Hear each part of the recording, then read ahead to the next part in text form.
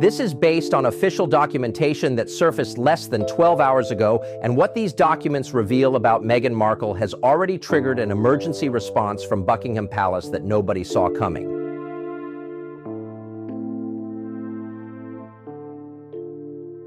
Behind palace walls, whispers turned into panic the moment a confidential leak surfaced. King Charles and Prince William, bound by duty and legacy, were forced into a decision few believed they would ever make. A secret bank account, quietly buried for years, suddenly threatened the monarchy's fragile balance. Titles, once symbolic, became weapons. Lines were drawn. Doors slammed shut. And Meghan? She was blindsided as power shifted overnight.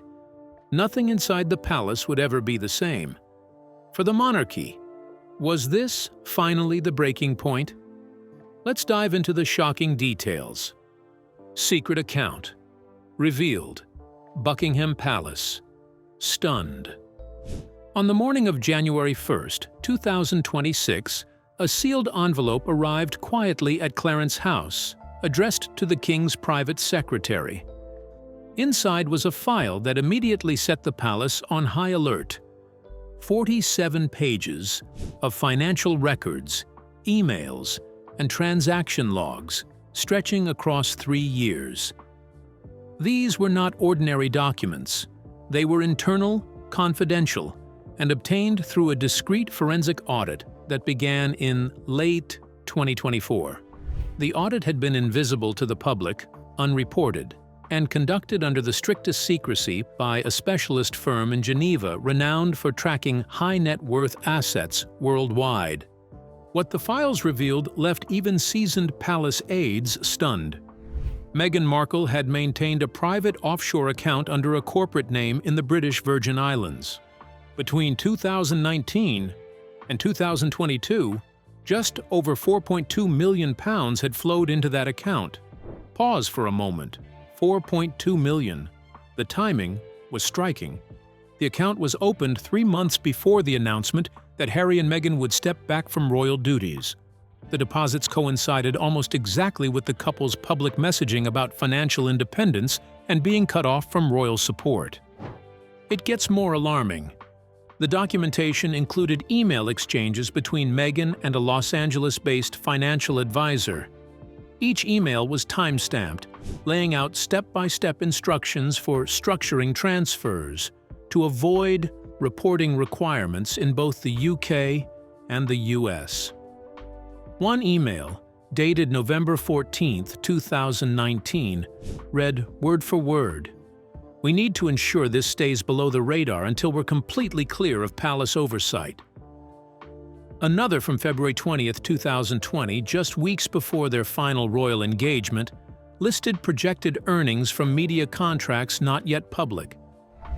The advisor referenced streaming platforms and production deals, figures that later matched almost exactly the deals announced with Netflix and Spotify. Consider the implications. These negotiations were happening while the Sussexes were still working royals, receiving taxpayer-funded security, and attending official functions on behalf of the Crown.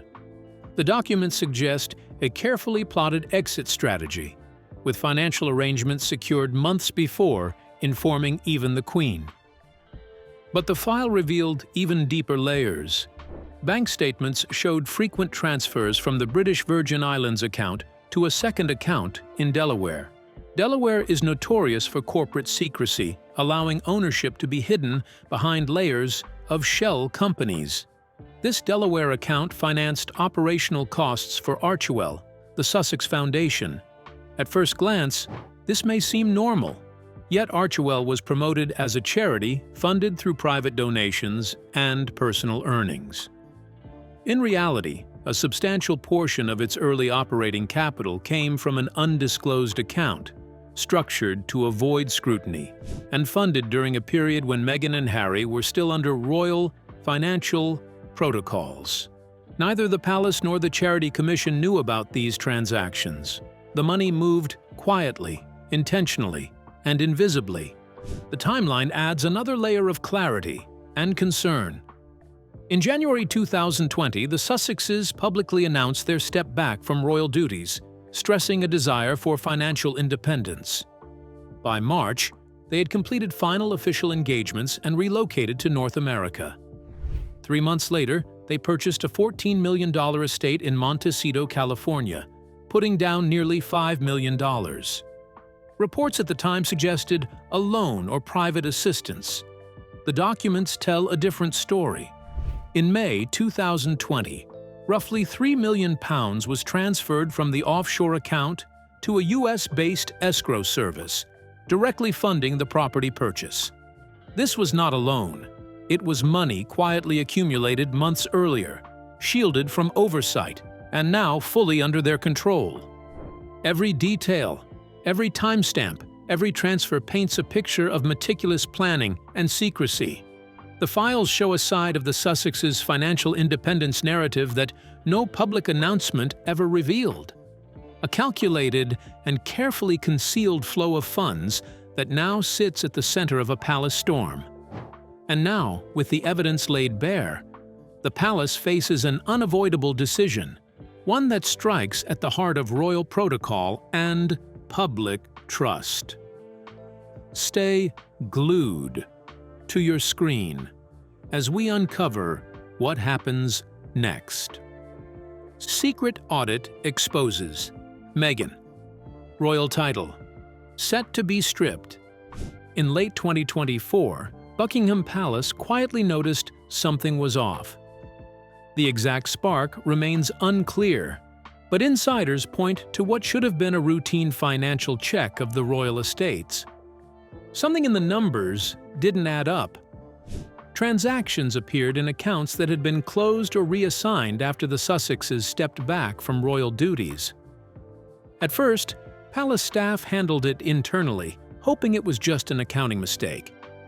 But early findings hinted at serious breaches of financial disclosure rules. When the potential severity became clear, the matter was escalated. A third-party audit was commissioned to leave no room for doubt. That investigation wrapped up in mid-December 2025, and the full report landed on the desks of King Charles and Prince William on January 1st. Within hours, a unanimous decision was made. Meghan Markle's title, the Duchess of Sussex, would not merely be suspended or reviewed. It would be stripped permanently? Letters patent were already being prepared, legal channels secured. The machinery of royal authority had started moving. The rarity of such a decision cannot be overstated.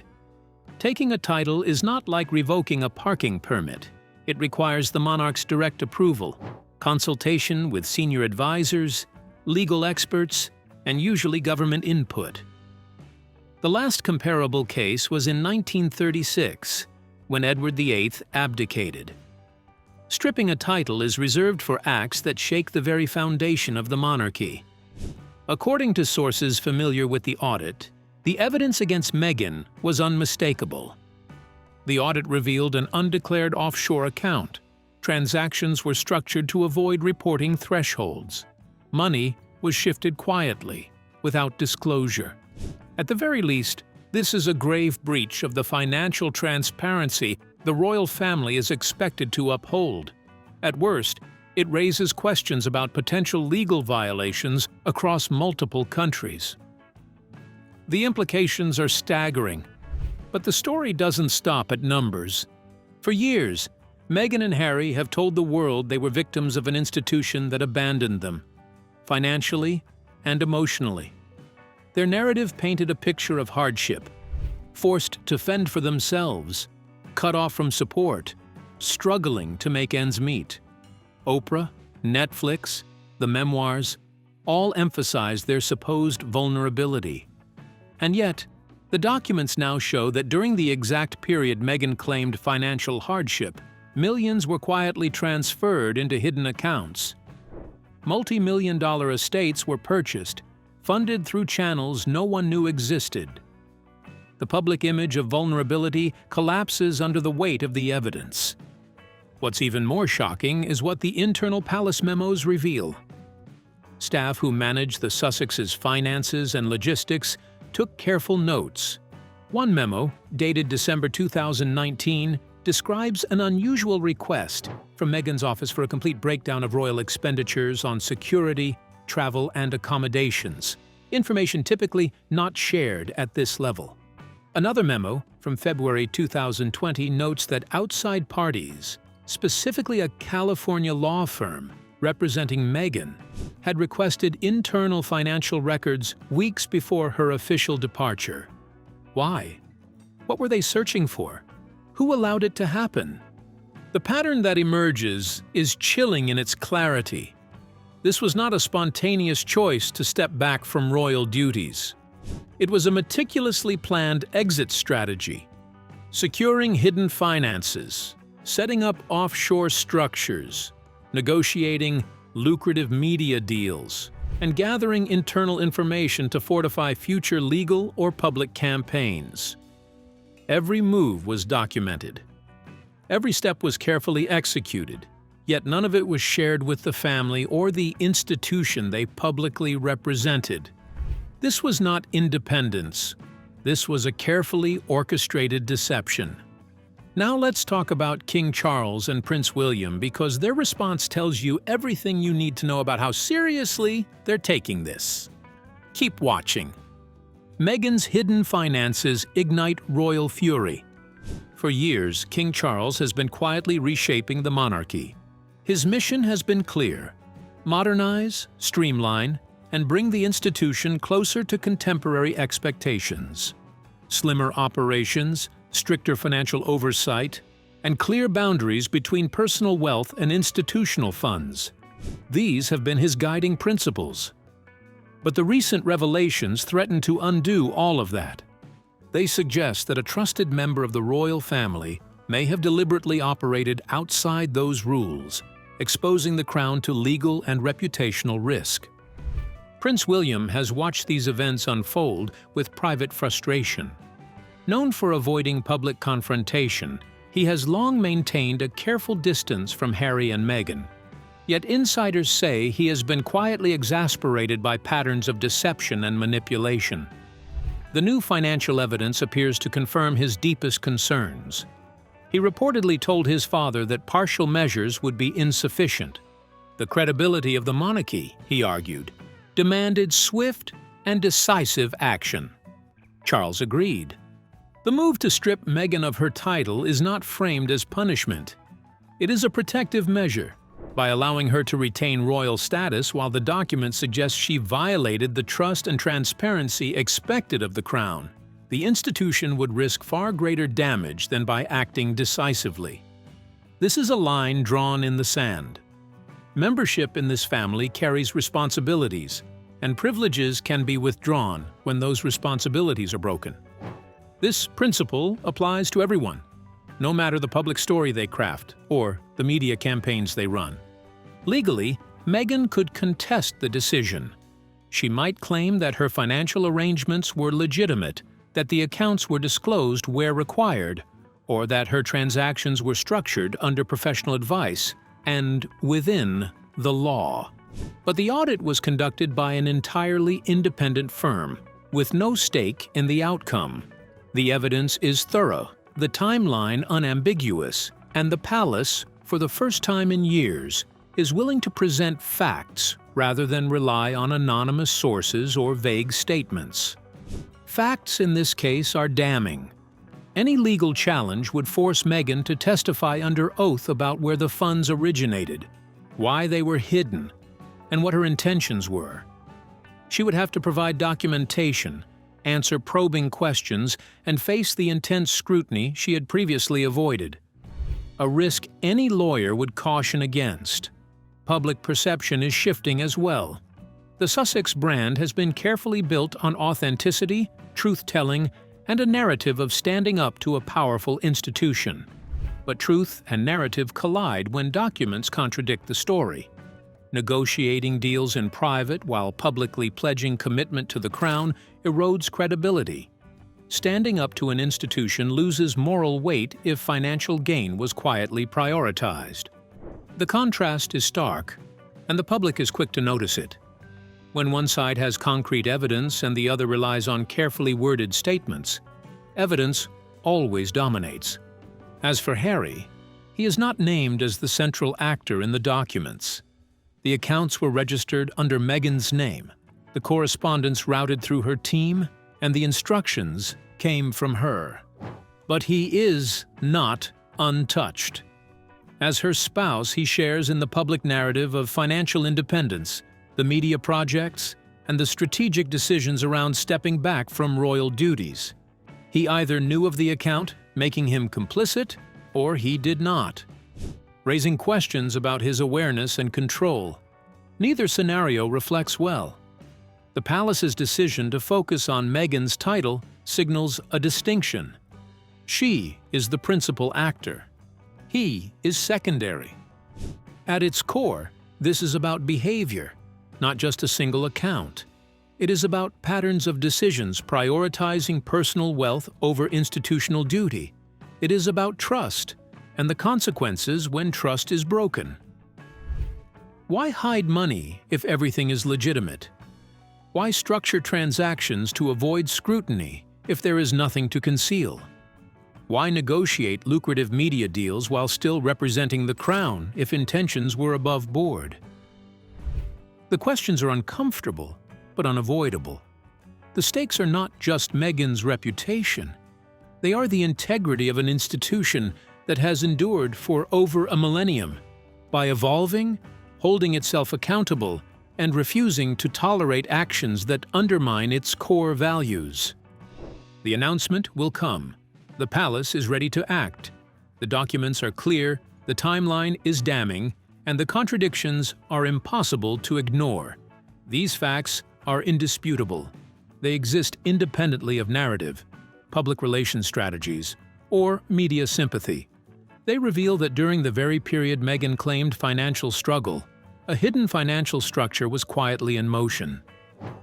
Not just while they held royal duties, even after stepping back, Harry and Meghan have faced accusations of continuing to monetize the monarchy. Stay tuned as we reveal the full story behind this controversy. Harry and Meghan's controversial deals. The idea that Prince Harry and Meghan Markle monetize the monarchy has become one of the most persistent criticisms since their departure from royal duties. It is not about whether they were entitled to earn a living, but about when the groundwork was laid and what assets were used to secure those earnings. For critics, the controversy lies in the overlap between royal privilege and private profit, and whether the Sussexes crossed a line that previous generations carefully avoided. When Harry and Meghan stepped back in early 2020, the couple emphasized a desire for financial independence. Yet within months, they announced lucrative agreements with Netflix, Spotify, publishers, and global speaking agencies. Commentators quickly pointed out that these deals were unlikely to have materialized without the visibility and credibility that came with being senior working royals. The question critics ask is simple but uncomfortable. Would these contracts have existed without the titles and global attention attached to them? Historically, members of the royal family have been restricted from commercial activity precisely to avoid this conflict. The monarchy's power has always rested on symbolism, continuity, and perceived neutrality. Royal status was not meant to be leveraged like a brand asset. Past royals who pursued commercial ventures often did so only after clear separation from royal roles, and even then under scrutiny. In that context, the Sussexes' rapid pivot into entertainment and media deals felt unprecedented. Public backlash intensified when critics noted that the content of these projects often centered on royal life itself. Interviews, documentaries, and memoirs drew heavily on palace experiences, family relationships, and internal tensions. To supporters, this was simply Harry and Meghan telling their truth. To detractors, it looked like monetizing proximity to the crown while simultaneously denouncing it. That contradiction became the heart of the monetization debate. The International Business Times reported that royal commentators and constitutional experts warned this approach risked damaging the monarchy's reputation. The concern was not just about Harry and Meghan personally, but about precedent. If royal association could be converted into private profit without consequence, what would stop future royals from doing the same? The monarchy depends on restraint as much as relevance, and critics argue the Sussex model blurred that boundary beyond recognition. Within the UK public, opinion has remained divided.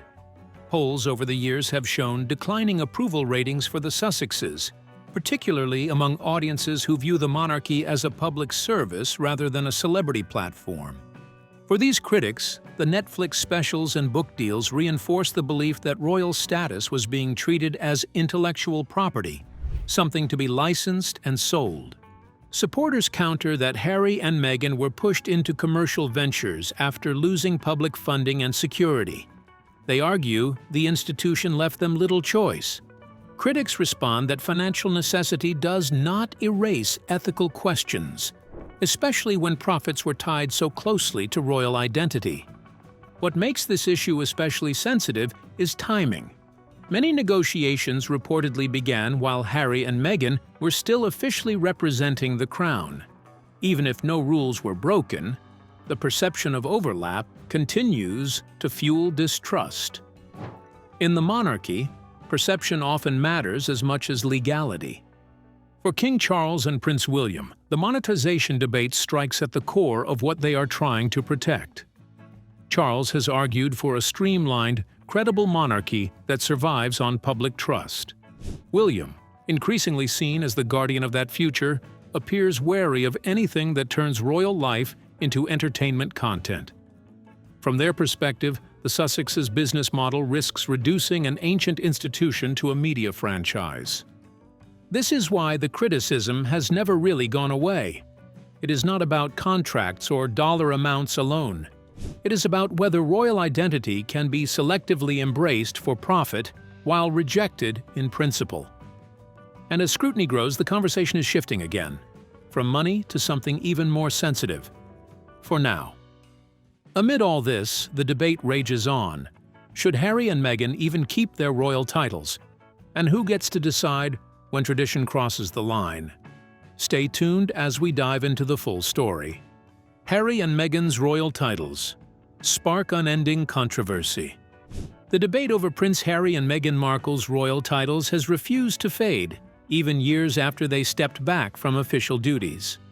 What began as a technical agreement in 2020 has evolved into a broader argument about symbolism, boundaries, and whether royal status can truly be separated from public life once it has been granted.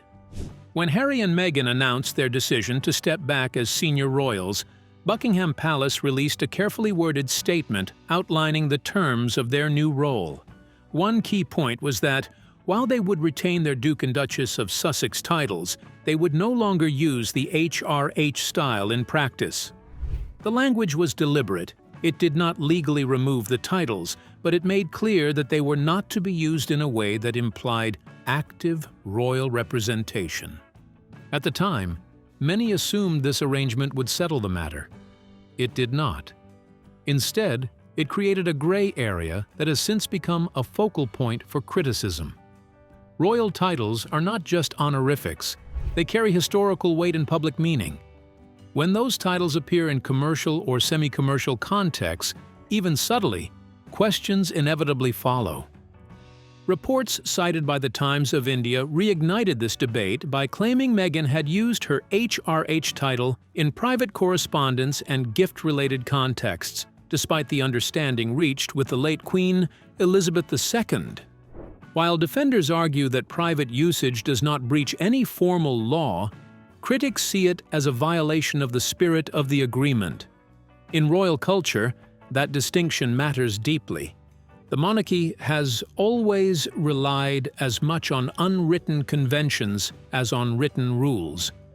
What fuels the controversy is not just whether the agreement was technically breached, but why the titles still matter so much to the Sussexes' public identity. Meghan is frequently introduced in media and branding as the Duchess of Sussex, a title inseparable from the institution she has openly criticized. For supporters, this is simply her legal title and part of her identity. For critics, it feels like selective engagement, rejecting the institution while continuing to benefit from its prestige. This tension becomes sharper when titles intersect with commercial ventures. Lifestyle branding, public speaking, publishing, and media appearances all gain added weight when attached to royal status. Critics argue that even passive use of the Duchess title enhances credibility and marketability, creating an uneven playing field compared to non-royal figures. That, they say, undermines the rationale behind stepping back in the first place. Within the UK, the debate taps into deeper constitutional concerns. Titles are granted by the Crown, not owned by individuals in the conventional sense. They are meant to reflect service and duty. When duty is removed, some argue the symbols should follow. Others warn that removing titles retroactively could politicize the monarchy and open dangerous precedents. King Charles has so far appeared cautious, preferring restraint over confrontation. His approach reflects a desire to avoid escalating family disputes into constitutional crises. Prince William, however, is widely reported to take a firmer view on the issue, believing that clarity is essential for the monarchy's future credibility. To him and his allies, blurred lines invite ongoing controversy. Internationally, the issue plays out differently. In the United States, royal titles function more like celebrity descriptors than constitutional markers. That cultural gap has amplified misunderstandings. Actions that may seem trivial or symbolic in America can feel deeply consequential in Britain, where the monarchy is embedded in national identity. The core question remains unresolved. Can royal titles exist independently of royal responsibility? The Sussexes' situation suggests that once a title enters the commercial and media ecosystem, it becomes almost impossible to neutralize. Every appearance, every introduction, every brand association revives the debate anew. And as this argument grows, it's no longer just a private matter. Public sentiment is turning, with Meghan losing support. So, what does the public really think of them? Keep watching to find out. From royal favor to public backlash. Public sentiment toward Meghan Markle has shifted dramatically over the past few years, moving from initial curiosity and support to a sustained wave of criticism and scrutiny. By 2025, several polls and reports indicated that she had become one of the most disliked public figures in Britain and internationally. The headline-grabbing designation as one of the most disliked celebrities underscores not only the intense public fascination with the Sussexes, but also the risks their personal brand poses to the broader perception of the monarchy. The transformation in public opinion is complex, influenced by a combination of media coverage, personal actions, and the ongoing narrative surrounding Harry and Meghan's departure from official duties. While the Sussexes initially enjoyed a degree of sympathy following their exit from royal life, largely centered on themes of personal freedom and relief from institutional pressures, this goodwill has been steadily eroded. Each major media project, interview, or public statement has been intensely scrutinized, often magnifying missteps or perceived contradictions in their messaging. One major factor contributing to the unpopularity is the perception that Meghan has profited from her royal association while simultaneously critiquing the institution she once represented. Netflix documentaries, memoirs, and public interviews have drawn widespread attention, but critics argue they exploit the monarchy for personal gain. For example, while she presents herself as independent and advocating for authenticity, these high-profile projects are often framed by detractors as leveraging royal privilege for commercial success. This tension between the image of principled independence and the reality of lucrative media engagements has intensified negative sentiment in the public eye. Social media has also played a significant role in shaping Meghan's public image. Platforms like Twitter, Instagram, and TikTok have amplified both criticism and praise, creating an environment in which public perception is immediately reactive and often polarized.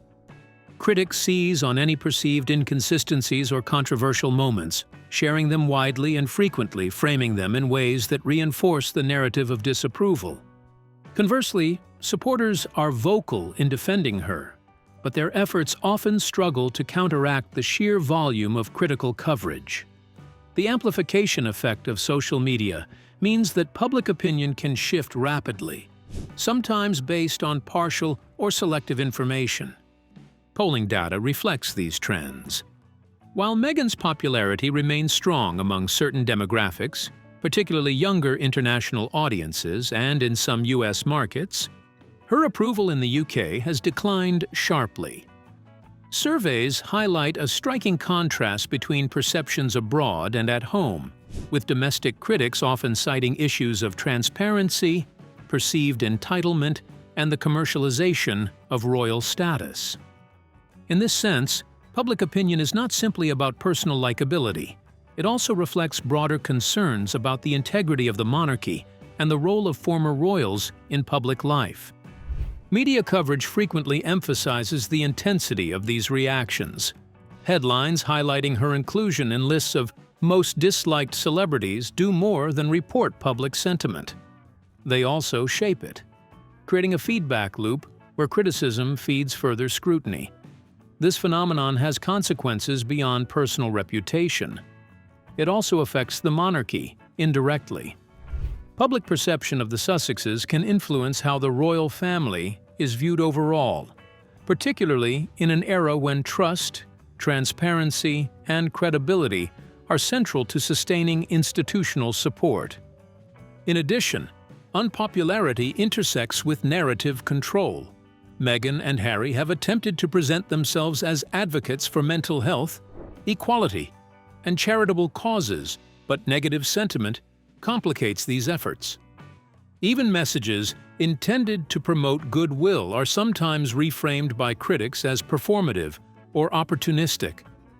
The broader implication is that public perception is a powerful tool in shaping the legitimacy of their actions, whether in media ventures, philanthropic endeavors, or personal branding. Ultimately, the combination of media scrutiny, social media amplification, and public polling highlights a fundamental challenge. The Sussexes' brand and persona are now inseparable from public opinion, particularly in the UK. Their every action is interpreted through the lens of prior controversies, creating a situation in which even well-intentioned moves are susceptible to criticism. So, what do you think? Was this a betrayal of trust, or just a complicated financial strategy? We would love to hear your thoughts in the comments. Don't forget to like and subscribe.